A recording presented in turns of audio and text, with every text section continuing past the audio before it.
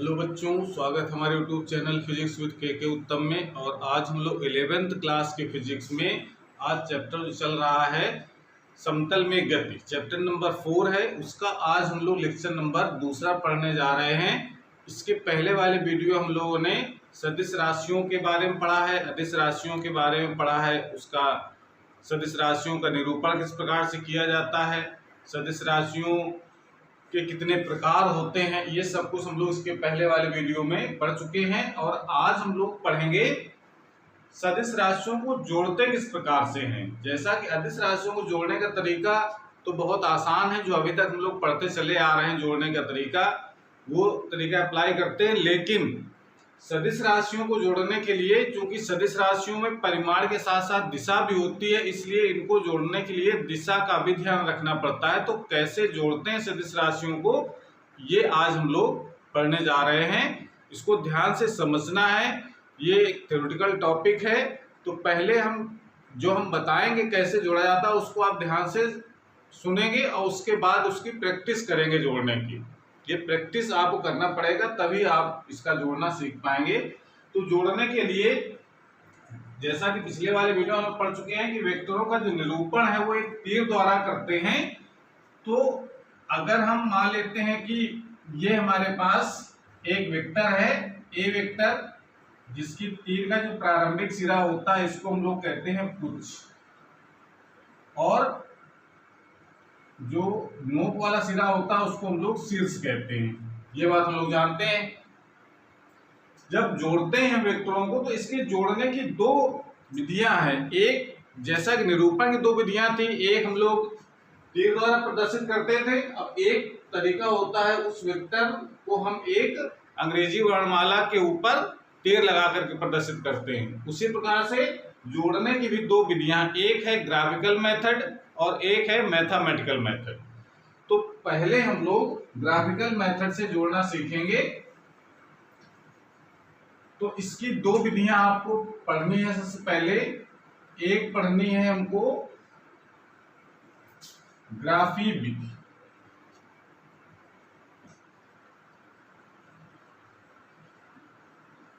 और दूसरी विधि पढ़नी है गणितीय विधि।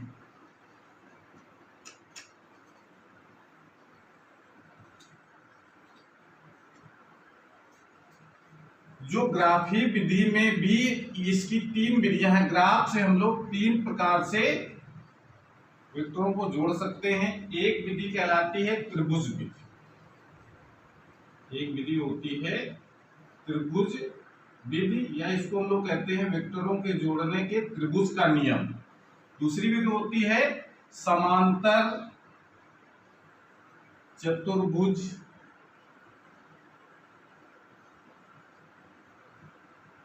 विधि, यह समांतर चतुर्भुज का नियम, वेक्टरों के जोड़ने का समांतर चतुर्भुज का नियम। एक होता है बहुभुज विधि, बहुभुज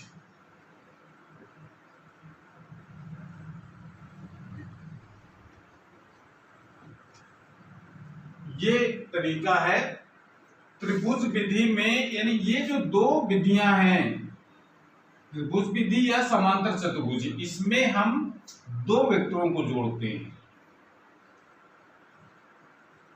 दो वेक्टरों को जोड़ते हैं। मतलब ये जो दो त्रिभुज विधि या समांतर चतुर्भुज में हम दो वेक्टरों को जोड़कर उनका परिणाम निकालते हैं कितना आएगा। और ये जो बहुभुज विधि है, इसमें हम दो से अधिक वेक्टरों, अगर दो वेक्टर है तो ये दोनों में से कोई एक विधि, दो से अधिक अगर वेक्टर हैं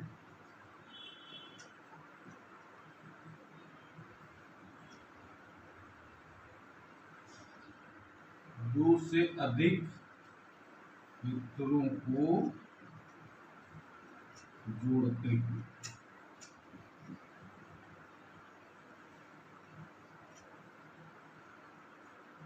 बस ये बात आपको ध्यान रखनी है, कहीं दो वेक्टर जोड़ने की बात आती है तो हम त्रिभुज विधि या समांतर चतुर्भुज विधि का अप्लाई करते हैं।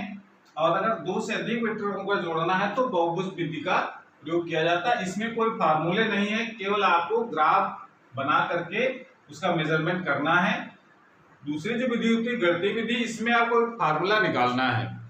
ठीक है, तो हम ये सारी विधियां पढ़ेंगे बारी बारी से, तो हेडिंग लगा लीजिए। सबसे पहले हम लोग पढ़ते हैं त्रिभुज विधि। ओके, तो सबसे पहले हम लोग त्रिभुज विधि, उसके बाद समांतर चतुर्भुज विधि, उसके बाद फिर हम लोग पढ़ेंगे बहुभुज विधि, और फिर उसके बाद गणितीय विधि, यानी उसका क्या फार्मूला है जोड़ने का, ये हम लोग पढ़ रहे हैं। तो नंबर 1 डालिए हेडिंग त्रिभुज विधि। दो वेक्टरों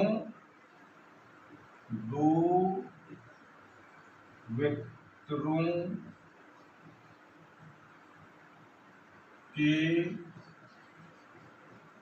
जोड़ने की त्रिभुज विधि।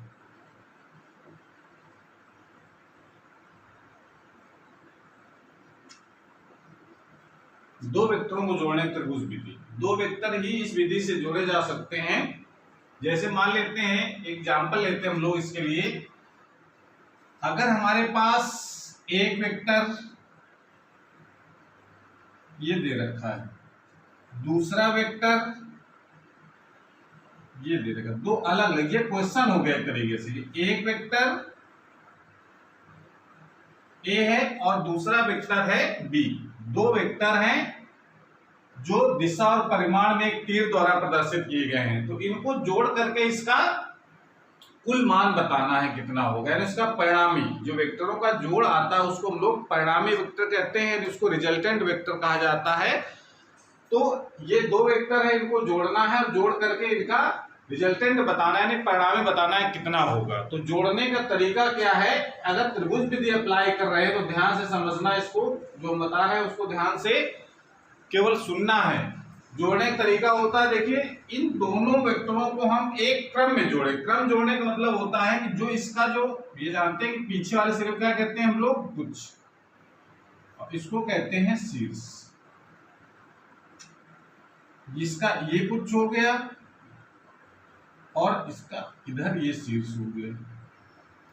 ठीक है, त्रिभुज विधि में जोड़ने का तरीका होता है, कौन सा तरीका है जोड़ने का, कि पहले वाले वेक्टर, जो पहला वाले वेक्टर है उसको तो आप पहले खींच लेंगे। तरीका होता है, अगर वेक्टर दे रखा है तीर के रूप में तो उसकी लंबाई ये इसके परिमाण को प्रदर्शित करती है, उसकी दिशा जो नोक होती है वो उसकी दिशा को प्रदर्शित करती है। तो जो लंबाई है उसी लंबाई का एक वेक्टर खींच लेंगे इसी दिशा में, क्षैतिज दिशा में एक वेक्टर खींच लेंगे। जितनी लंबाई का ये वेक्टर है उतनी ही लंबाई का एक वेक्टर यहां पर खींच लेंगे। ये जोड़ने का तरीका होगा। ये क्वेश्चन था, आंसर इधर कर रहे हैं। ठीक है, तो इसका ये हमने वेक्टर खींच लिया ए वेक्टर। अब इसका जो शीर्ष है, यानी ये वाला जो पॉइंट है, उस पॉइंट से हमको दूसरे वाले वेक्टर का पुच्छ जोड़ा जाता है। यानी पहले वाले वेक्टर का शीर्ष, दूसरे वाले वेक्टर का पुच्छ, ये जुड़ा होना चाहिए आपस में। तो अब इसको उठा करके उसी दिशा में रखना है, ये नहीं कि हाँ उठा करके ऐसे जोड़ दिया। अब पता नहीं, तो इधर भी हो सकता है, इधर भी हो सकता है। उसी दिशा में रखना है, जो दिशा का ध्यान रखना है। तो दिशा ध्यान रखने के लिए हम दोनों वेक्टरों को इस प्रकार से हम ऐसे बढ़ाएं आगे या पीछे उसी सीध में, कि ये दोनों वेक्टर कहीं कट करें। यानी ये हमने इसको एंगल निकालने के लिए हमने डॉट डॉट करके बढ़ाया है, वो एंगल हम नाप लेंगे कितना है। समझ आ रहा है, लंबाई वेक्टर की यहीं से यहां तक नापेंगे, लेकिन इसको हमने डॉट डॉट पीछे बढ़ाया, यानी एंगल नापने के लिए किस दिशा में है बी वेक्टर, तो वो दिशा ज्ञात करने के लिए हमने ये कोण नाप लिया।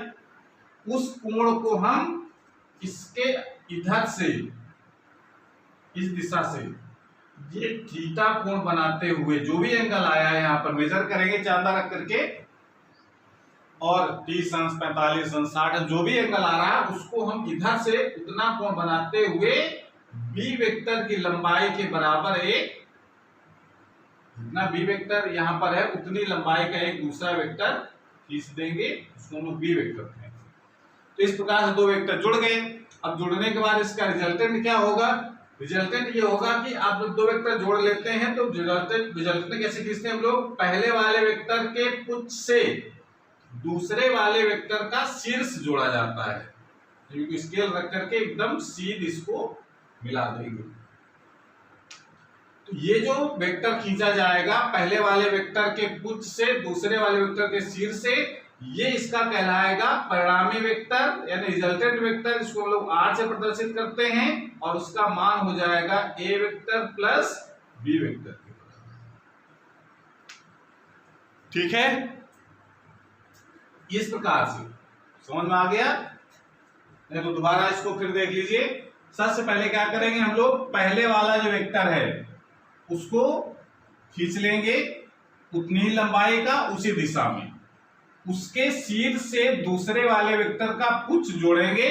दिशा ज्ञात करने के लिए हम दोनों वेक्टरों को इस प्रकार से हम आगे पीछे बढ़ाएं कि दोनों कहीं कट करें। और कट अगर कर रहे हैं तो वहां पर एंगल नाप लीजिए कितना है, और उस एंगल को हम इस दिशा से बनाते हुए खींच देंगे दूसरा वेक्टर जितनी लंबाई का दूसरा वेक्टर दे रखा है। ठीक है, तो ये चीज तो उसके बाद खींच लिया हमने। उसके बाद फिर हम क्या करेंगे, जो रिजल्टेंट आएगा वो पहले वाले वेक्टर के पुच्छ से दूसरे वाले वेक्टर का शीर्ष की ओर एक वेक्टर खींचेंगे, यानी पहले वाले वेक्टर के पुच्छ से बी वेक्टर यानी जो दूसरा वेक्टर है उसके शीर्ष की ओर एक हमने वेक्टर खींचा है जिसको लिखा है R। ये रिजल्टेंट वेक्टर कहलाता है। उसकी लंबाई नाप लेंगे स्केल रख करके, तो ये आ जाएगा उसका परिमाण।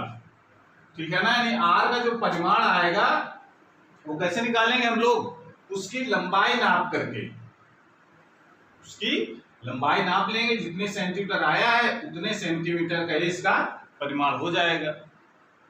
समझ आ रहा है। अभी एग्जांपल हम लेंगे तो और क्लियर हो जाएगा। और दिशा, क्योंकि ये एक वेक्टर खींचा है तो वेक्टर में परिमाण भी होगा और दिशा भी होगी, तो परिमाण तो लंबाई नाप करके निकाल लिया, और दिशा कैसे निकालेंगे हम लोग, ये कोण नाप करके। ये जो एल्फा है, एल्फा ये क्या बताता है, परिणामी वेक्टर,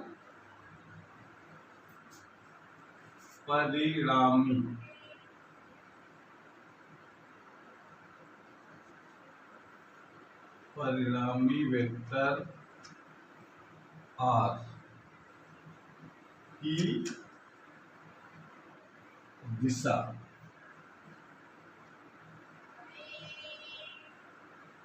बताता है।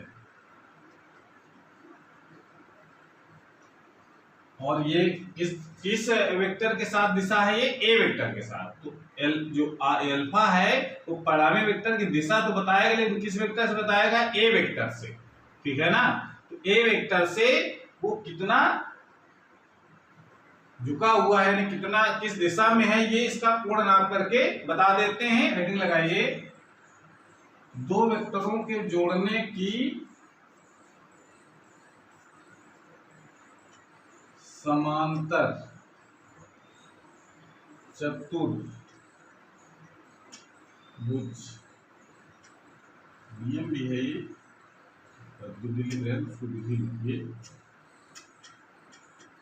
दो वेक्टरों के जोड़ने की समांतर चतुर्भुज की। अब देखिए इसको हम लोग कैसे जोड़ते हैं, बस यही दो वेक्टर हम लोग लेंगे। अभी त्रिभुज विधि जोड़ा था, अब इन्हीं दो वेक्टरों को जोड़ेंगे हम लोग समांतर चतुर्भुज विधि से। कैसे जोड़ते हैं, तो इसके लिए एक नियम है जोड़ने का। वो नियम क्या है, जरा हम नियम पर लिख लेते हैं। इस विधि के अनुसार, इस विधि के अनुसार यदि दो वेक्टर परिमाण व दिशा में, इस विधि के अनुसार ये दो वेक्टर परिमाण व दिशा में किसी समांतर चतुर्भुज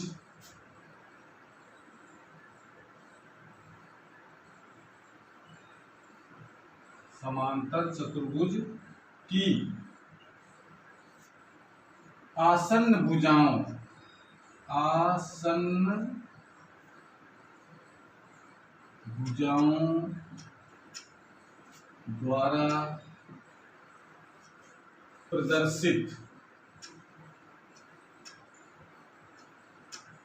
हो तो उनका परिणामी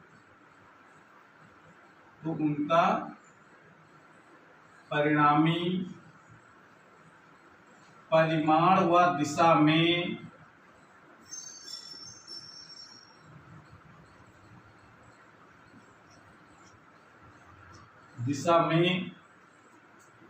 समांतर चतुर्भुज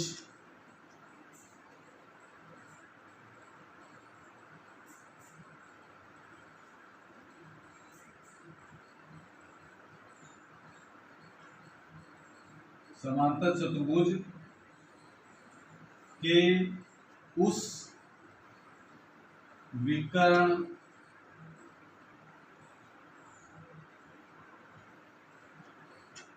द्वारा प्रदर्शित होता है जो उन दोनों वेक्टरों के कटान बिंदु से होकर जाता है। इस नियम को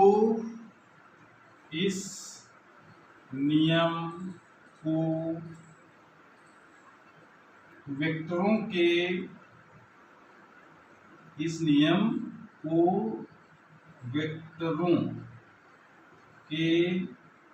जोड़ने का समांतर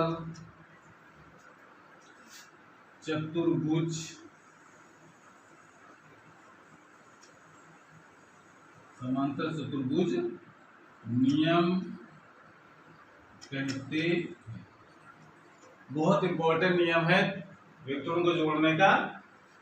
यदि दो वेक्टर परिमाण व दिशा में किसी समांतर चतुर्भुज की आसन्न भुजाओं द्वारा प्रदर्शित हों तो उनका परिणामी परिमाण व दिशा में समांतर चतुर्भुज के उस विकर्ण द्वारा प्रदर्शित होता है जो उन दोनों वेक्टरों के कटान बिंदु से होकर जाता है। इस जो नियम लिखा है, इस नियम का नाम है वेक्टरों के जोड़ने का समांतर चतुर्भुज नियम। तो ये समांतर चतुर्भुज के नियम से कैसे हम जोड़ते हैं इन दोनों वेक्टरों को, यही दो वेक्टर ले रहे हैं जो त्रिभुज विधि में हमने यूज किए थे। तरीका ये कि अगर दो वेक्टर ए और बी जो हमने लिए हैं, अगर समांतर चतुर्भुज की आसन्न भुजाएं हो, आसन्न भुजाएं बोले अगल बगल वाली भुजाएं, एक होती है सम्मुख भुजाएं, आमने सामने वाली आसन्न भुजाएं, या इसको हम लोग कहते हैं संगत भुजाएं भी कहा जाता है। तो अगर हम मान लेते हैं ए वेक्टर हमने खींचा, ए वेक्टर उसी लंबाई का और उसी दिशा में पहले ए वेक्टर खींच लेंगे। त्रिभुज युग्म में क्या करते थे हम लोग, उसके शीर्ष से यदि पहले वाले वेक्टर के शीर्ष से दूसरे वाले वेक्टर का कुछ जोड़ा जाता था, पर इसमें ऐसा नहीं करना है। इसमें हम दोनों वेक्टरों के कुछ एक ही दिशा से खींचेंगे और कोण कितना रखेंगे, जितना यहाँ पर कोण बना हुआ है, दो वेक्टरों के बीच जितना कोण है उतना कोण बनाते हुए हम यहाँ पर खींच लेंगे दूसरा वेक्टर बी वेक्टर, उसी दिशा और उसी परिमाण में एंगल कितना हो जाएगा,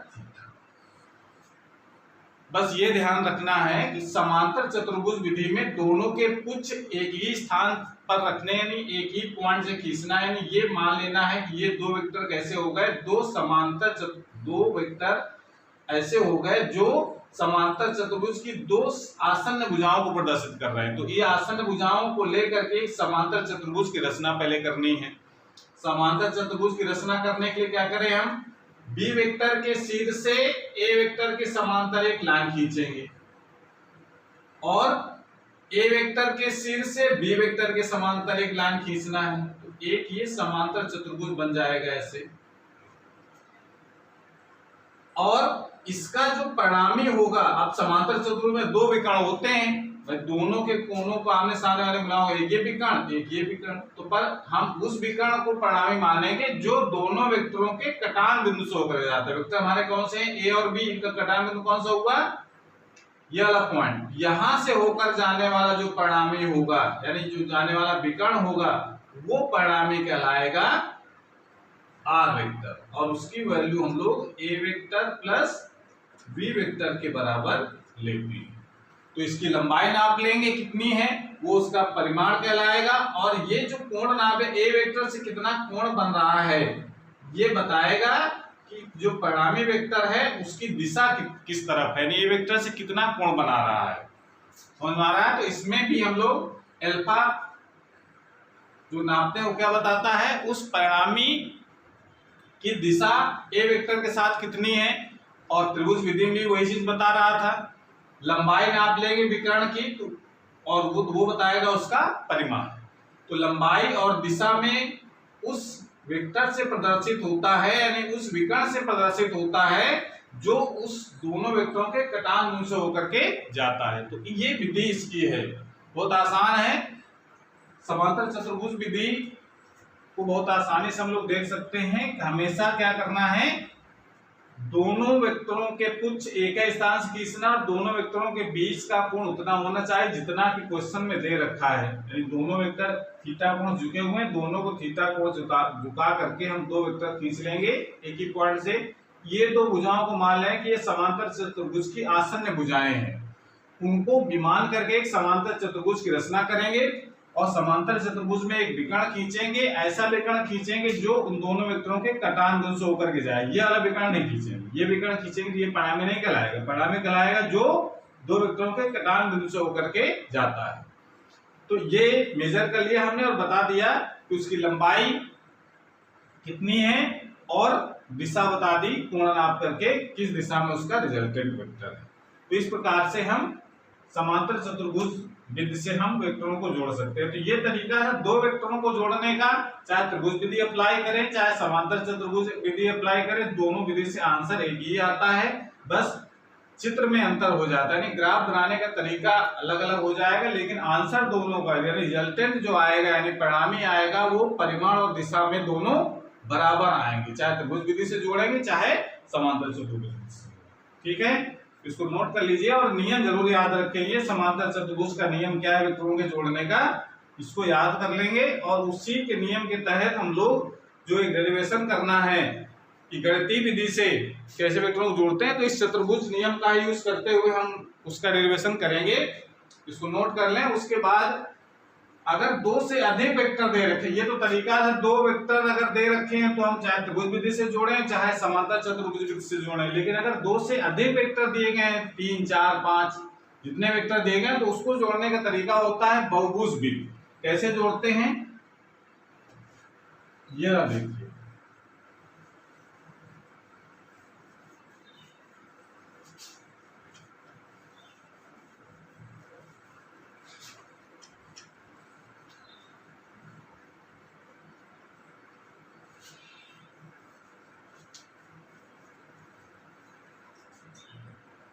एक तीसरी और विधि है, लेकिन ये विधि ऐसी है जो दो से अधिक वेक्टरों को जोड़ने के लिए यूज की जाती है।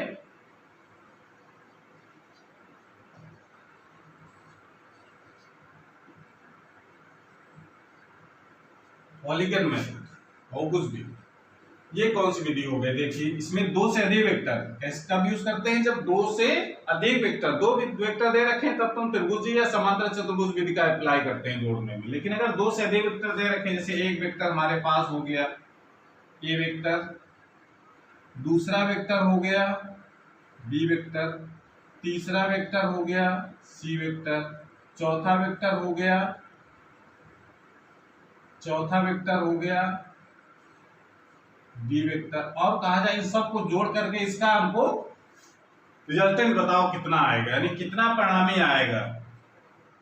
कोई व्यक्ति इस दिशा में गया 2 मीटर, फिर इस दिशा में गया 3 मीटर, इस दिशा में गया 5 मीटर, इस दिशा में गया 6 मीटर, और कहा जा बताइए जहां से चला था और जहां पर रुका उस का डिस्प्लेसमेंट कितना है, विस्थापन कितना है। तो हम लोग कैसे निकालेंगे, सबको जोड़ेंगे पहले और फिर प्रारंभिक स्थिति से अंतिम स्थिति के बीच की दूरी मेजर कर लेंगे, वही उसका विस्थापन कहलाएगा। तो जोड़ने का तरीका जो त्रिभुज विधि में अप्लाई करते हैं उस तरीके से इसको जोड़ा जाता है। कैसे जोड़ते हैं, जोड़ने का तरीका, सबसे पहले ए वेक्टर उसी लंबाई और उसी दिशा में खींच लिया, यानी क्षैतिज वेक्टर हो गया, ए वेक्टर खींच लिया हमने इतनी लंबाई का यहां पर, और फिर बी वेक्टर का जो कुछ होता है वो ए वेक्टर के शीर्ष से जोड़ना, यानी ये पॉइंट यहां आना चाहिए, दिशा ना बदले। इसके लिए क्या करें हम लोग, उसको पीछे बढ़ा करके इसका कोण मेजर कर लें कितना है। ये जरूरी नहीं कि यहाँ ये हो सकता है वेक्टर बी यहाँ बना होता, तो हम इसको थोड़ा आगे बढ़ाते, इसको पीछे बढ़ाते, फिर ये कोण नाप लेते। ठीक है ना, मतलब आपको इस तरीके से दोनों बढ़ाना है, दोनों कहीं कट करें तभी एंगल नाप पाएंगे। लेकिन डॉटेड करके बढ़ाएंगे या घटाएंगे, हम जितना मेन जो वेक्टर है उसकी लंबाई को कम ज्यादा नहीं करेंगे, जो लंबाई हम यहाँ पर दिख रही उतनी ही लंबाई के वेक्टर यहाँ पर बी खींचेंगे, लेकिन दिशा कितनी रखेंगे, मान लेते हैं ये कोण है θ1, तो θ1 इस दिशा से हम कोण बनाएंगे और इस तरफ हम बी वेक्टर खींच दिया, ये एंगल कितना बनेगा θ1, जो एंगल यहाँ पर बन रहा है। अब बी वेक्टर के शीर्ष से फिर हम सी वेक्टर का पुच्छ लगाएंगे, तो पुच्छ की डायरेक्शन कैसे पता चले, किस दिशा में रखना है सी वेक्टर को, तो ये एंगल नाप लिया हमने θ2, इस दिशा से ये एंगल मेजर कर लिया हमने θ2 और इस दिशा में सी वेक्टर खींच दिया, इस दिशा में खींच दिया हमने। उसके बाद फिर डी वेक्टर का पुच्छ इससे जोड़ना है, तो फिर एंगल नापना पड़े कितना है, ये एंगल मेजर कर लीजिए कितना बन रहा है। ठीक है ना, ये मान लेते हैं θ3 है, तो θ3 एंगल यहां से बनाएंगे, जितना एंगल बन रहा है उस दिशा में हम इस दिशा से जितना एंगल यहाँ पर बना हुआ है उस दिशा से हम एंगल यहाँ पर बना करके ये खींच देंगे वेक्टर डी वेक्टर, समझ में आ रहा है।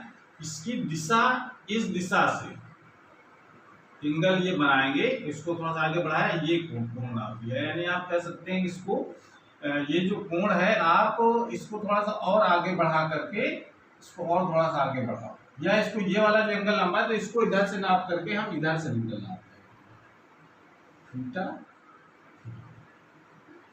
ये एंगल नाप लेंगे तो उस दिशा में एक खींच देंगे। अब इसका जो रिजल्टेंट आएगा, हमने चार वेक्टरों को जोड़ लिया दिशाओं का ध्यान रखते हुए,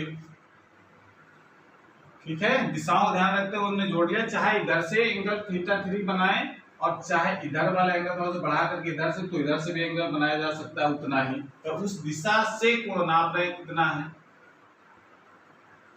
समझ में आ रहा है भाई। हम किया अगर कंफ्यूजन अगर हो रहा है कि हमने इधर से नाप लिया तो उसको थोड़ा सा और आगे बढ़ाओ और इसको और आगे बढ़ा करके इसको सीधे में स्केल रख करके यहाँ से इसको कोण, तो ये कोण आप नाप सकते हैं, इसको θ3 मान लो, तो इस डायरेक्शन से θ3 एंगल लिया जा सकता है, यानी इधर से ये एंगल आप θ3 ले लो, इसको θ3 मत लो यहाँ से, क्योंकि सारे एंगल हमने आगे से लिए हैं, इधर से एंगल नाप करके हम लोग कहाँ से नाप लेंगे, उससे कोई फर्क नहीं पड़ेगा। तो ये θ3 एंगल डायरेक्शन वही रखना जिस दिशा में वेक्टर दे रखे हैं। तो इस प्रकार से हम ये चारों वेक्टरों को जोड़ लिया। आप परिणामी कैसे खींचेंगे, पहले वाले वेक्टर के पुच्छ से अंतिम वाले वेक्टर के शीर्ष को सीधे मिला देंगे जैसे, और एरो लगा देंगे इस तरफ को ऐसे, ये इसका परिणामी कहलाएगा r, और उसका मान कितना हो जाएगा, A vector plus B vector plus C vector plus D vector, चारों वेक्टरों का परिणामी ये खींच लिया हमने, और ये एंगल नाप लिया हमने, ये लंबाई नाप लेंगे तो ये इसका परिमाण बताएगा आर वेक्टर का, और ये एंगल नाप लेंगे तो ये बताएगा उसका अल्फा से यानी ए वेक्टर से कितना कोण बन रहा है। यानी उसकी दिशा कितनी है। तो इस प्रकार से चूंकि इसमें एक बहुभुज बन गया है, इसलिए इसको बहुभुज विधि कहते हैं। और ये विधि हम अप्लाई तभी करते हैं जब दो से अधिक वेक्टरों को जोड़ना होता है। समझ में आ रहा है? तो इसकी प्रैक्टिस करेंगे तो ये अपने आप जोड़ना आ जाएगा। ये प्रैक्टिस वाले क्वेश्चन है। तो एक एग्जांपल ले लेते हैं, जिसे दो वेक्टरों को जोड़ना है। तो मान लेते हैं वैल्यू दे रखी है, इसको बना लें। और एक एग्जांपल से हम लोग दो वेक्टरों को जोड़ने का तरीका जरा सीखते हैं। अभी तो एक जर्नल, ये तो टॉपिक था एक। अगर एग्जांपल एक ले लेते हैं हम लोग तो और क्लियर हो जाए। जैसे अगर हम ये कह दें किसी पिंड पर, कोई पिंड हमारे पास कोई भी पिंड है जिस पर दो बल लगे, एक बल इस तरफ लगा है F1 और एक इस तरफ लगा हुआ है, एक बिल्कुल उदाहरण मान लेते हैं, ऐसे दो बल लगे। चलिए यहां पर मान लेते हैं F2। इसका जो परिमाण है वो मान लेते हैं 3 न्यूटन है, और इसका जो परिमाण है वो मान लेते हैं 4 न्यूटन। अब कहा जाए इनका कुल वैल्यू बताओ कितनी होगा, नहीं कुल बल कितना लगा हुआ है इस पिंड M पर। ये कोई पिंड है, कोई वस्तु है जिस पर एक बल क्षैतिज और एक बल ऊर्ध्वाधर लगा है। तो कुल बल कितना लगा हुआ है कैसे निकाला जाएगा, ग्राफ विधि से। ये एक एग्जांपल है।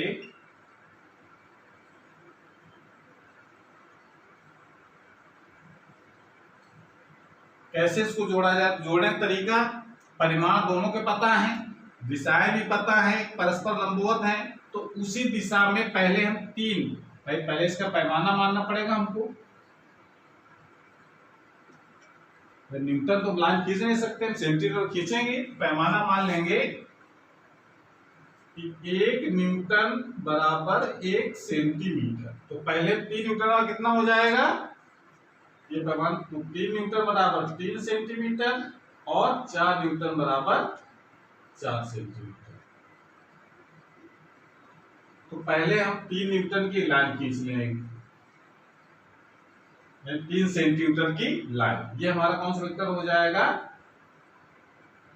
F1 vector. इसका मान कितना हो गया, 3 सेंटीमीटर लंबाई का एक लाइन खींच ली।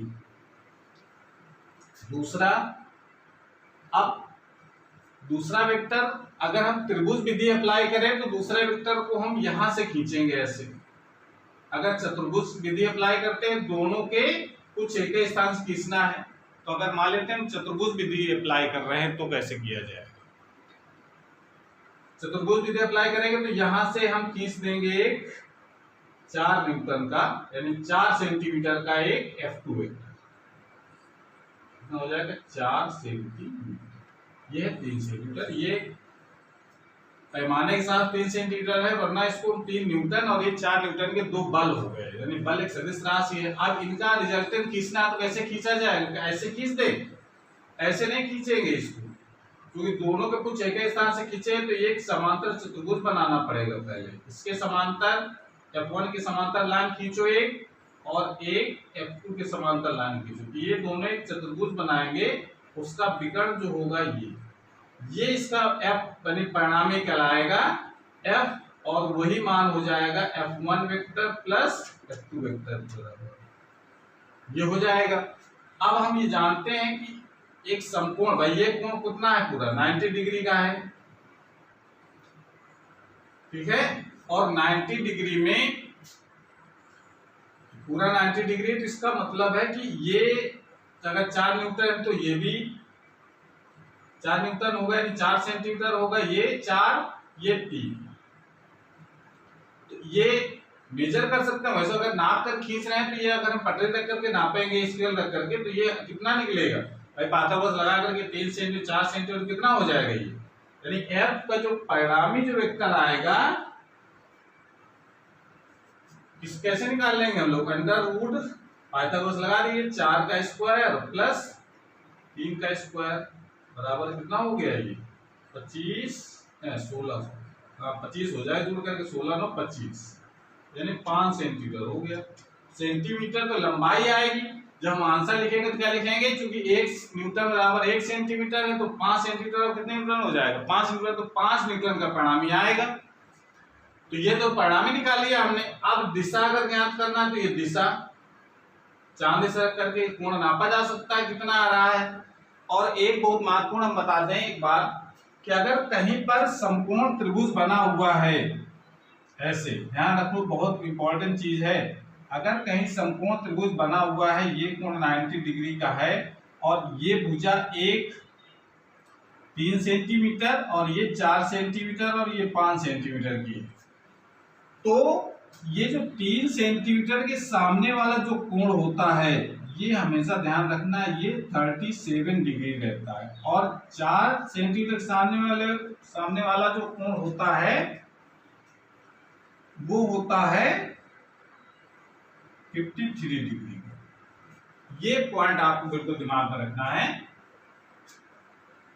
3 सेंटीमीटर के सामने वाला जो कोण है वो 37 सेंटीमीटर, 4 सेंटीमीटर के सामने वाला कोण हमेशा 53 डिग्री होता है और जो 5 वाला जो भुजा है 5 सेंटीमीटर लंबाई को, उसके सामने वाला कोण 90 डिग्री होगा ही। तो इस प्रकार से ये तीनों कोणों का योगफल 180 अंश हो जाता है। तो ये समझ लीजिए फार्मूला हो गया है कि अगर कहीं समकोण त्रिभुज बना है, एक की भुजा 3 सेंटीमीटर, एक भुजा 4 सेंटीमीटर, भुजा 5 सेंटीमीटर है, तो 3 सेंटीमीटर के सामने वाली जो भुजा होगी वो हमेशा कितनी होगी, सामने वाला जो कोण होगा 10 सेंटीमीटर भुजा के सामने वाला जो कोण होगा वो हमेशा 37 डिग्री मेजर करेंगे यहाँ पर। तो अब ये त्रिभुज चाहे घुमा करके ऐसे बना हो, ऐसे तक बना दिया जाए, अगर ये 3 सेंटीमीटर, ये 4 सेंटीमीटर, 5 सेंटीमीटर ऐसे हो जाए, तो 3 सेंटीमीटर के सामने वाला जो कोण होगा वो हमेशा 37 ही रहेगा और 4 सेंटीमीटर के सामने वाला जो कोण होगा वो हमेशा 53 डिग्री ही रहता है। बस ये बात आपको ध्यान रखनी, चाहे इधर घुमा करके उसको रखा जाए, ठीक है ना। तो ये अगर नापेंगे, अगर कोण चांदा रख करके देखिए 4 सेंटीमीटर के सामने वाला ये कोण हुआ, ये 3 सेंटीमीटर है, 4 सेंटीमीटर 5 सेंटीमीटर, तो इसके 4 सेंटीमीटर सामने वाला कोण कितना आ जाएगा, ये आ जाएगा 53 डिग्री। ये इसका एंगल नाप लिया हमने। ये कोण क्या कहलाएगा, एल्फा, जो बताता है दिशा कि परिणामी का जो दिशा है वो किस तरफ होगी, F1 वेक्टर से। इस प्रकार से हम ऐसे वेक्टरों को जोड़ सकते हैं। कोई भी वेक्टर अगर दे रखे हैं तो उनको हम चाहे चतुर्भुज विधि से जोड़े चाहे त्रिभुज विधि से जोड़े, दोनों के आंसर सेम आएंगे। वाले इसी को हम त्रिभुज विधि से जोड़ना चाहे तो कैसे जोड़ते, पहले हम F1 वेक्टर खींचते 3 सेंटीमीटर का, फिर इसके शीर्ष से इधर तरफ खींचते हम F1 vector, F2 vector 4 centimetre का, और फिर पहले वाले वेक्टर के कुछ से दूसरे वाले वेक्टर का शीर्ष मिला देते, तो ये इसका F यानी परिणामी वेक्टर कहलाता है F1 vector plus F2 vector के बराबर हो जाएगा। तब भी आप वही चीज आती है, ये 3 सेंटीमीटर, ये 4 सेंटीमीटर, तो ये एंगल कितना आता है, ये अगर लंबाई नापते तो लंबाई तो 5 सेंटीमीटर हो जाती, एंगल कितना आता, समकोण तो बना हुआ है, 4 के सामने वाला कोण हमेशा 53 डिग्री होता है, तो ये एंगल इसका निकल आता है। आंसर दोनों से सेम आते, डायरेक्शन भी वही आती, परिमाण भी वही आता है। इस प्रकार से चाहे त्रिभुज विधि से जोड़े चाहे चतुर्भुज विधि से जोड़े, दो वेक्टरों को जोड़ करके हम आंसर निकालेंगे तो आंसर सेम आएगा, ठीक है। ये तो तरीका था हमारा ग्राफ विधि से वेक्टरों को कैसे जोड़ते हैं, ठीक है। इसको एक आध बार वीडियो आप दोबारा देख लेंगे तो इस कहानी समझ में आ जाएगी हमने किस प्रकार वेक्टरों को जोड़ना है। समझे, जल्दी से बता देते हैं हम कैसे जोड़े। त्रिभुज विधि में क्या करते हैं हम लोग, दो वेक्टरों को जोड़ने की विधि है ये, और दोनों वेक्टरों में पहले एक वेक्टर खींचते हैं, पहले वाले वेक्टर के शीर्ष से दूसरे वाले वेक्टर का पुच्छ जोड़ा जाता है, और परिणामी जो है पहले वाले वेक्टर के पुच्छ से दूसरे वाले वेक्टर के शीर्ष की ओर खींचते हैं, वो उसका रिजल्टेंट वेक्टर कहलाता है। ये त्रिभुज विधि में करते हैं। चतुर्भुज में क्या करते हैं हम लोग, दो वेक्टरों को दोनों के पुच्छ एक ही स्थान से खींचते हैं और उन दोनों को आसन्न भुजाएं मान करके एक समांतर चतुर्भुज की रचना करते हैं और उसका एक विकर्ण खींचते हैं, ऐसा विकर्ण जो उन दोनों वेक्टरों के कटान बिंदु से होकर के जाए, वो उसका परिणामी वेक्टर कहलाता है, ठीक है। ए वेक्टर उसका कोण नाप लेते हैं तो दिशा बताएगा, लंबाई नाप लेंगे तो परिमाण बताएगा। बस इतनी बात आपको ध्यान रखनी है। अगर दो वेक्टरों को जोड़ रहे हैं, अगर दो से अधिक वेक्टरों को जोड़ते हैं तो बहुभुज विधि अप्लाई की जाती है। सबको एक क्रम में जोड़ना है कि पहले वाले वेक्टर के सिर से दूसरे वाले वेक्टर का पुच्छ, दूसरे वाले वेक्टर के सिर से तीसरे वाले का पुच्छ, चौथे वाले वेक्टर के सिर से पांचवें वाले का पुच्छ। ये जितने वेक्टर होते हैं सबको जोड़ते चले जाते हैं और लास्ट में पहले वाले वेक्टर के पुच्छ से अंतिम वाले वेक्टर के शीर्ष को मिलाते हुए एक वेक्टर खींचेंगे, वो उसके रिजल्टेंट को बताएगा, यानी परिणामी को बताएगा। ठीक है, इस प्रकार से हम ग्राफ विधि से सदिशों को जोड़ सकते हैं। अब इसमें दूसरी विधि आती है कि मैथमेटिकल विधि। इसमें कोई फार्मूले नहीं थे, केवल मेजर करना था आपको और नाप करके बताना था कितना कोण बन रहा है परिणामी का और उसका परिमाण कितना है। लेकिन अगर हम ये ग्राफ विधि यानी मेजरमेंट ना करें, ऐसे ही फार्मूले लगा करके निकालना चाहते तो दूसरी विधि है, इसको हम लोग कहते हैं मैथमेटिकल मेथड या गणितीय विधि। उसको कैसे करते हैं वो आज हम लोग सीखेंगे। ठीक है, बना लीजिए इसको।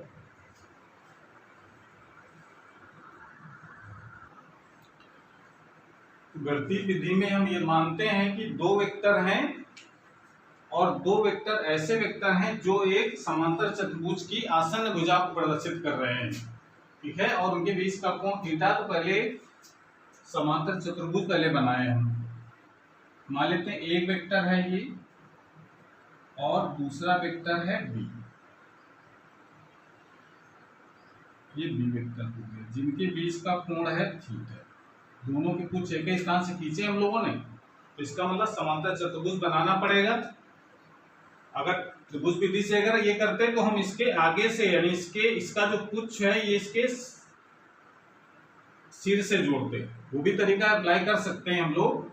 गणितीय विधि में दो तरीके त्रिभुज विधि से कर रहे हैं कि समांतर चतुर्भुज विधि से कर रहे हैं, दोनों से आंसर सेम आते हैं। ठीक है, तो मान लेते हैं हमारा दो वेक्टर ए और बी परस्पर थीटा कोण से झुके हुए हैं, जो परिमाण व दिशा में समांतर चतुर्भुज ओ पी क्यू एस यानी ओ पी और क्यू कैसे बनाएंगे, एक समांतर चतुर्भुज पहले बनाओ। तो इसके समांतर एक लाइन और इस बी के समांतर एक लाइन डॉटर दिखाएंगे। तो ये ओ पी और क्यू और एस, आर हमने नहीं लिखा इसलिए उसका परिणामी हम लोग आर से लिखेंगे। ठीक है ना, तो ओ पी क्यू एस एक चतुर्भुज की भुजाएं हो गई ए और बी। इसका जो विकर्ण होगा वो उसके परिणामी को बताएगा, यानी आर वेक्टर कहलाएगा और यही वेक्टर क्या कहलाता है, ए वेक्टर प्लस बी वेक्टर। अब ये आर का हमको मान बताना है कितना होगा। तो ये जानते हैं कि अगर दो वेक्टर लें और दोनों वेक्टर एक चतुर्भुज की आसन्न भुजाएं हो तो एक चतुर्भुज की रचना कर लें और रचना करने के बाद उसका जो परिणामी होगा वो समांतर चतुर्भुज का नियम हम लोगों ने पढ़ा है। समांतर चतुर्भुज का जो नियम होता है वेक्टरों के जोड़ने का, उस नियम के अनुसार उसका जो परिणामी होगा वो ऐसे विकर्ण द्वारा प्रदर्शित होगा जो ए और बी वेक्टर के कटान बिंदु से होकर के जाता हो। ये इसका जो परिणामी होगा वो आर वेक्टर कहलाएगा। बस आर का मान निकालना है। तो मान निकालने के लिए क्या करेंगे हम लोग, जो परिणामी जो लिखा गया है आर वेक्टर, ये ए प्लस बी बराबर होगा, ये होगा कौन सा वेक्टर, ओ क्यू द्वारा प्रदर्शित है। ये मान ज्ञात करने के लिए हम क्या करेंगे, इस ओपी को थोड़ा सा और आगे बढ़ाएंगे उसी सीध में। ये आर का परिमाण ज्ञात करने के लिए करना पड़ रहा है, दिशा ज्ञात करने के लिए भी करना पड़ेगा। तो पहले हम क्या करें, ओपी को हम और सीध में आगे बढ़ाया और क्यू से इस पर हम एक लंब डाल देंगे। इसका नाम लिख लेते हैं हम लोग एन।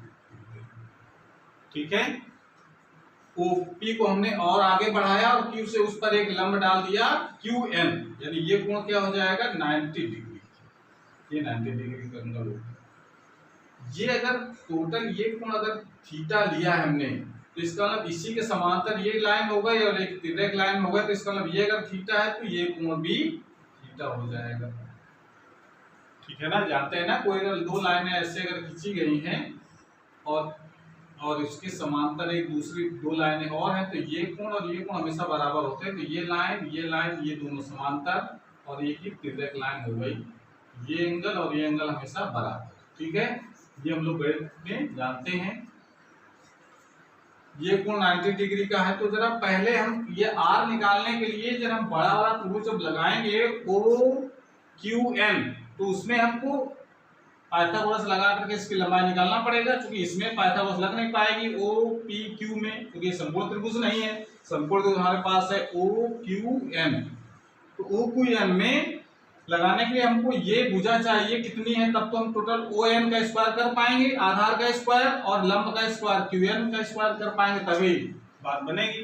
तो अगर ये बी वेक्टर है तो उसी दिशा में ये बी वेक्टर कहलाएगा। परिमाण उसका बी से हम लोग लिखेंगे, वेक्टर लगा रहे इसका दिशा भी शामिल है उसमें।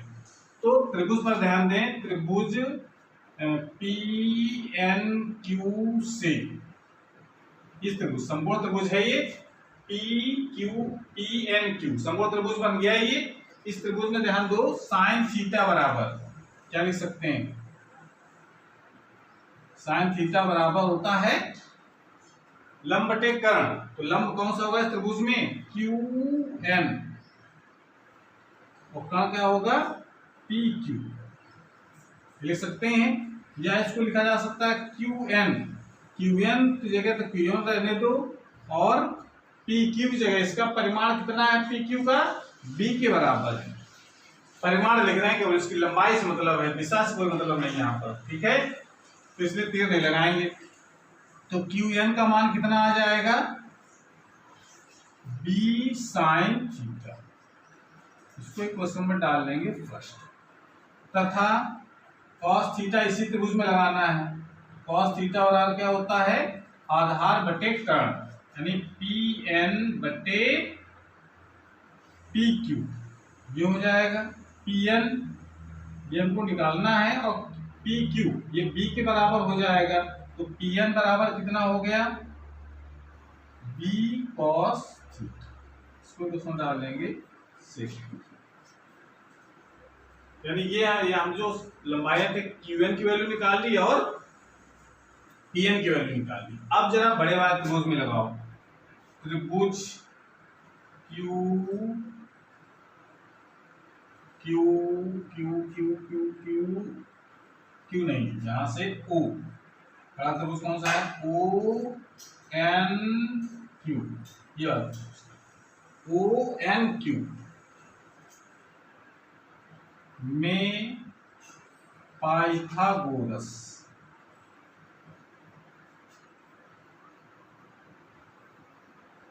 में से क्या लिख सकते हैं हम लोग, ओ क्यू का स्क्वायर, यानी कर्ण का स्क्वायर बराबर होता है आधार का स्क्वायर, यानी ओ एन का स्क्वायर और प्लस क्यू एन का स्क्वायर, ये तो होगा। अब वैल्यू जरा इसमें लगाने से पहले थोड़ा सा इसमें हम मॉडिफाई करेंगे, क्यू एन का स्क्वायर तो उसको ऐसे रहने दो।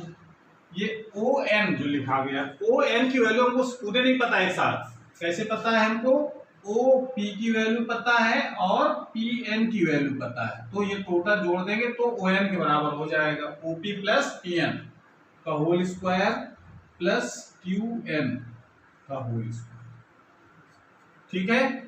यहां पर आ जाओ फिर, अब जरा वैल्यू रखो सबकी, ओ क्यू किसके ले रहे हैं परिमाण में, आर के बराबर, ये आर का स्क्वायर हो जाएगा। अभी दिशा कोई मतलब नहीं है, अभी केवल इसका परिमाण से, लंबाई से मतलब, is equal to O N O P sorry O P किसके बराबर है, ए वेक्टर के बराबर है, इसका परिमाण लिखेंगे ए, प्लस पी एन किसके बराबर है, समीकरण नंबर 2 से पी एन है बी कॉस थीटा का whole square, plus Q N किसके बराबर है, समीकरण नंबर 1 के अनुसार बी साइन थीटा का होल स्क्वायर। अब जरा तो सॉल्व करना है केवल, तो इसका होल स्क्वायर खोलो, ए प्लस बी का होल स्क्वायर हम लगा करके तो लिख सकते हैं A square plus B square cos square theta plus 2ab cos theta plus B square sine square theta. R square इसको लिख सकते हैं हम लोग A square plus B square common ले लो जरा दो में, cos square theta plus sine square theta हो जाएगा प्लस 2ab cos थीटा जो हो जाएगा। ये जानते हैं sine square theta plus cos square theta 1 होता है, तो इसको लिख सकते हैं R square equal to A square plus B square plus 1 हो गया प्लस 2ab cos थीटा, या आर इक्वल टू लिखा जा सकता है under root A square plus B square plus 2ab cos theta. ये इसके जो रिजल्टेंट है यानी परिणामी जो है उसका परिमाण निकाल लिया हमने इस वाले फार्मूले की सहायता से। ठीक है, इसको नोट कर लो। कोई समस्या?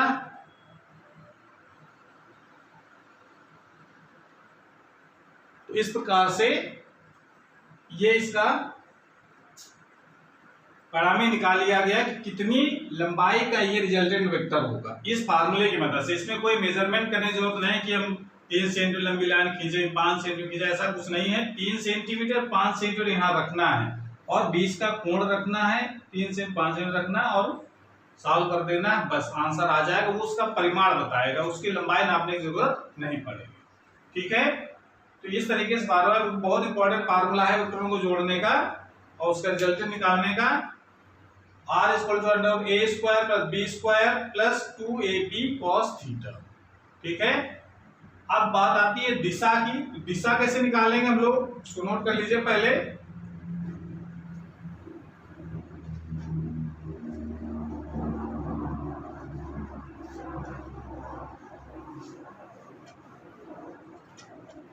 दिशा ज्ञात करने के लिए हम लोग क्या करें, देखो दिशा ज्ञात करने के लिए हम लोग मान लेते हैं यहां पर यदि परिणामी आर वेक्टर, जो परिणामी जो आर वेक्टर है उसका परिमाण तो हमने निकाले इस वाले फार्मूले से, उसका दिशा कैसे निकालेंगे। तो यदि परिणामी आर वेक्टर ए से अल्फा कोण बनाता है, ये तो करते थे हम लोग ग्राफ विधि में, ये कोण मेजर करते थे कितना है और नाप लिया हमने चांदारा करके बता दिया कितना कोण बन रहा है।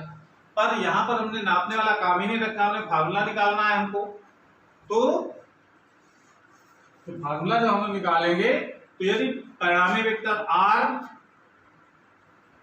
वेक्टर ए से अल्फा का अगर कोण बना रहा है तो tan अल्फा की वैल्यू कितनी हो जाएगी, लंब बटे आधार होता फार्मूला। तो लंब बटे आधार मतलब इस त्रिभुज में देखो संपूर्ण त्रिभुज में लंब बटे आधार लगेगा। लंब कितना है QN और आधार कितना है ON, तो आधार हो जाएगा। तो tan अल्फा बराबर QN की वैल्यू निकाली गई थी समीकरण नंबर 1 में। QN की वैल्यू निकली थी, कितनी निकली थी B sin थीटा, समीकरण नंबर 1 से QN की वैल्यू रखो। ON किस बराबर होगा, OP और प्लस PN के बराबर। O इसको क्या लिख सकते हैं हम लोग, देखो QN तो QN रहने दो, इसको लिख सकते हैं ON से लिखा जा सकता है OP प्लस PN। तो ON की वैल्यू तो B sin थीटा हो जाएगी और जो OP की वैल्यू है वो है A प्लस और PN की वैल्यू क्या लेते हैं समीकरण नंबर 2 में B cos थीटा, यहाँ ले सकते हैं B cos थीटा। ये अल्फा निकल आएगा और अल्फा को क्या ले सकते हैं हम लोग tan inverse B sin theta upon A plus B cos theta. ये फार्मूला है दिशा ज्ञात करने का। ठीक है, तो इस प्रकार से हमको ये दोनों फार्मूला याद रखने का। परिणामी का परिमाण निकालना है तो ये वाला फार्मूला लगाएंगे, दिशा निकालना है तो ये वाला फार्मूला लगाएंगे। समझ में आ रहा है? तो इस प्रकार से हम लोग निकाल सकते हैं गणित वाले विधि से। इसमें कोई इनको पैमाना नहीं मानना है, केवल वैल्यू रखनी है और सॉल्व करना है। ठीक है, इसकी कुछ विशेष स्थितियां हैं वो हम लोग देख लेते हैं, तो नोट कर लें। पहले नोट कर लिया।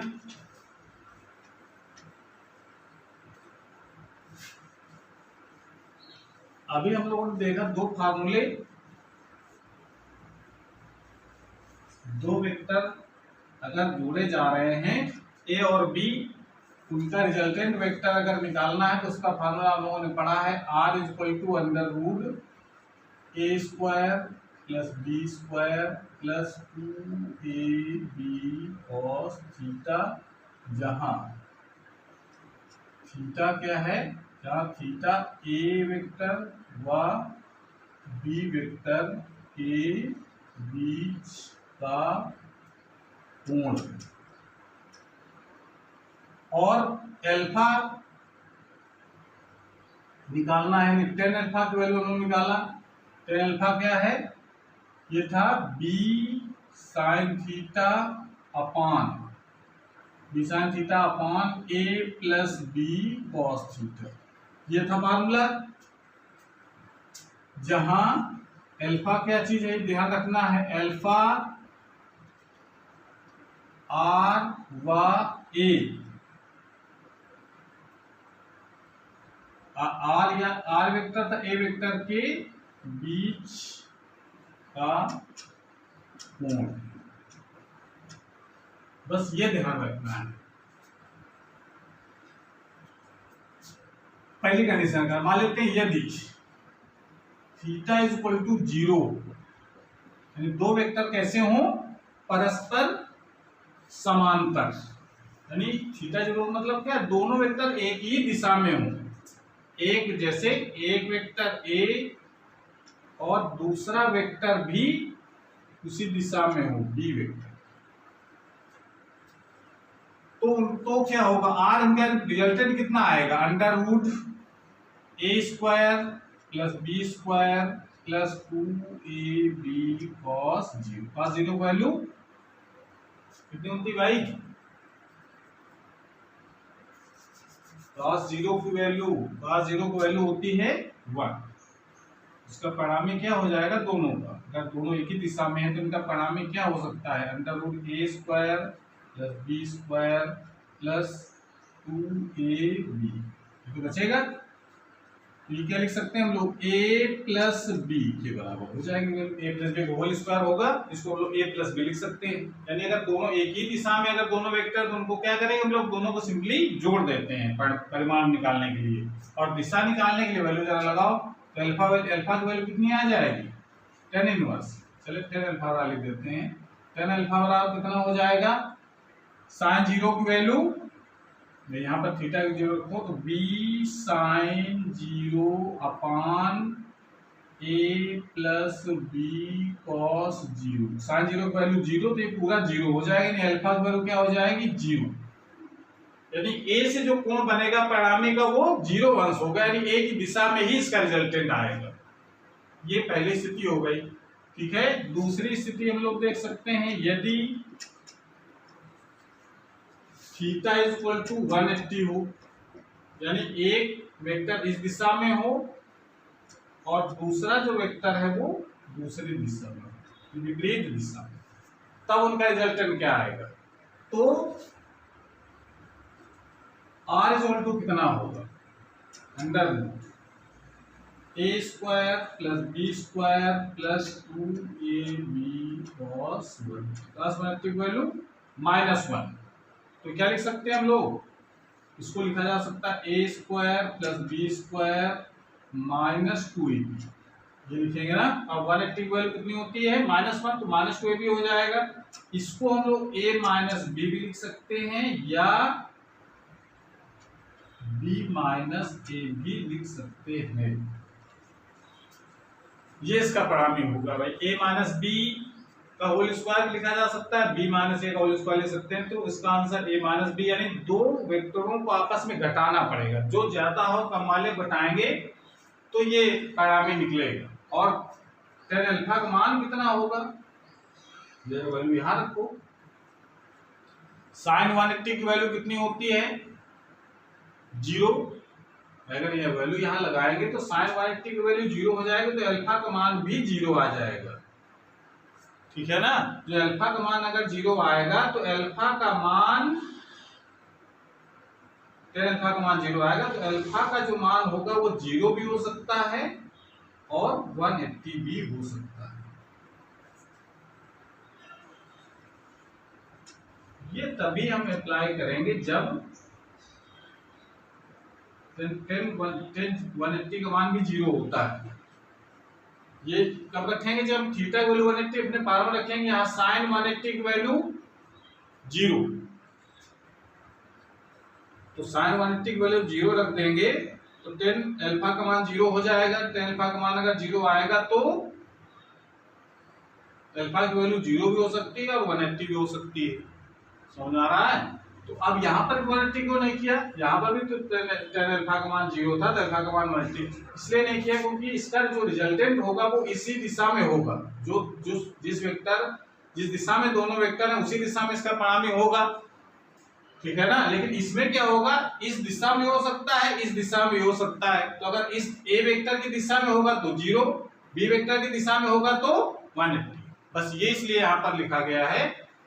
और इसका थर्ड पोजीशन हो सकती है इसमें, यदि थीटा का मान अगर 90 डिग्री हो तो r की वैल्यू कितनी हो जाएगी, under root a square plus B square plus 2ab cos 90। cos 90 की वैल्यू कितनी होती है, 0। r स्क्वायर क्या लिख सकते हैं हम लोग, under root a square plus B square. cos 90 0 हो जाएगा, तो ये इसका रिजल्टेंट हो जाएगा। दो परस्पर लंबवत वेक्टर, उनका परिणाम क्या होगा, दोनों को स्क्वायर करके जोड़ देंगे, उसका स्क्वायर रूट निकाल लेंगे। ठीक है, और tan अल्फा का मान कितना हो जाएगा, tan अल्फा या थीटा जगह हम क्या रखेंगे, 90 डिग्री cos 90 की वैल्यू 1, तो b बचेगा a plus cos 90 0, b upon a, यानी अल्फा इक्वल क्या लिख सकते हैं हम लोग, tan inverse b upon a। ये चीज आपको ध्यान रखनी है।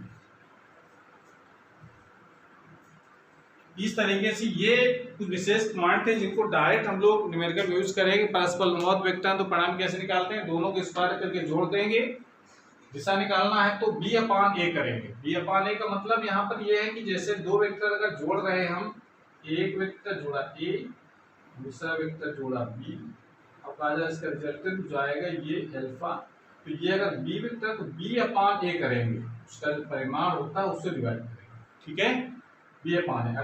अगर एंगल इधर से पूछ रहा है तो फिर इसको a मानेंगे, इसको b मानेंगे। ठीक है ना, ये ध्यान रखें किस तरफ से एंगल निकाल रहे हैं। जिस तरफ से एंगल निकाल रहे हैं, a की तरफ से निकाल रहे हैं तो b अपॉन a, b की तरफ निकाल रहे हैं तो a अपॉन b करेंगे। ये चीज का ध्यान रखना है। जो फार्मूला जो बनाया है ये a वेक्टर से एंगल बना हुआ है अल्फा, तो इसलिए a वेक्टर से अगर एंगल निकालें तब तो a फार्मूला लगेगा, b वेक्टर से निकालना तो इसका उल्टा हो जाता है। फिर ये जो फार्मूला हमने लगाया है, समझ में आ रहा है, यानी उल्टा होने मतलब यहाँ पर आ जाएगा a sine alpha sine theta upon b plus, यहाँ b हो जाएगा और a cos थीटा आएगा। ठीक है ना, ये चीज का ध्यान रखेंगे। जिस दिशा से कोण निकाल रहे हैं उसकी अपोजिट दिशा यहाँ रखनी है b पहले। ठीक है, इस चीज का ध्यान रखते हुए हम अपने क्वेश्चन को कन्वर्ट कर लेंगे इस फार्मूले के अनुसार। तो ये इन फार्मूलों को याद रखते हुए हम आगे न्यूमेरिकल करेंगे। तो आज की क्लास हमारी यहीं पर समाप्त होती है। अगली क्लास में हम लोग पढ़ेंगे वेक्टरों को घटाना। तो अगर ये वीडियो अच्छा लगा हो तो उसको लाइक करें, अपने दोस्तों को शेयर करें और अगर चैनल में अभी तक अगर नए हैं तो चैनल को सब्सक्राइब जरूर करें, जिससे नए जो वीडियो अपलोड हों उसकी नोटिफिकेशन आपके पास सबसे पहले पहुंच जाए। पढ़ाई करते रहिए। Thank you.